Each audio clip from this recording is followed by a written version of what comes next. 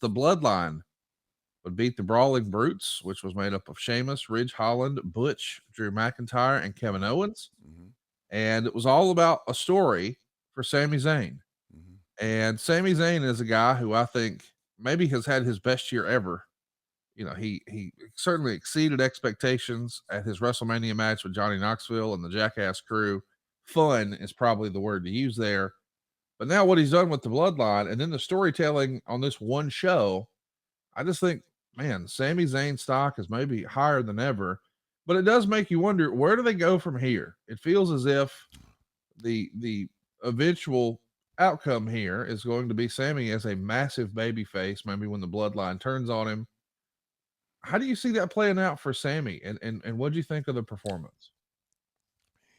Well, at first I was very open about it. I didn't even like him being with the bloodline.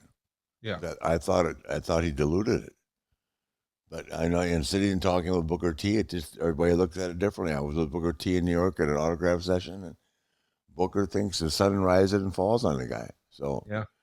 um, I just for looking at Roman and what the bloodline is and how they conduct themselves, I found him bringing way too much comedy to it.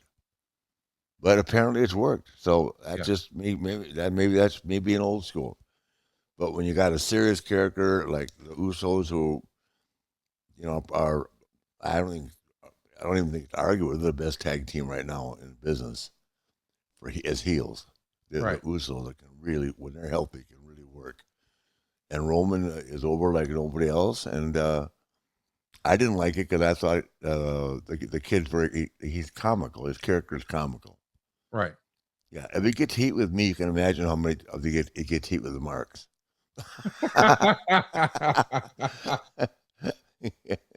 Well, there is a rumor out there that perhaps through the course of that match on Saturday in Boston, the main event of the Survivor Series, during that Bloodline War Games match, Kevin Owens perhaps accidentally burst the eardrum of Roman Reigns, and there was some hurt feelings coming out of that.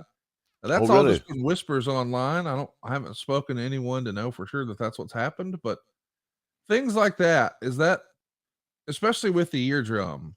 Do you remember there being circumstances? We've heard stories about Steve Carino and Homicide, and perhaps Greg the Hammer Valentine and Roddy Piper. Do you Hell, remember any? I've had mine broken. Michael Hayes broke mine. Okay, tell us about that. You get up and go.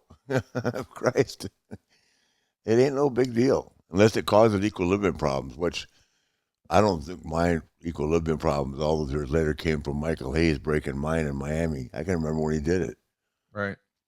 But times were different, and we didn't take any time off. We went right to work.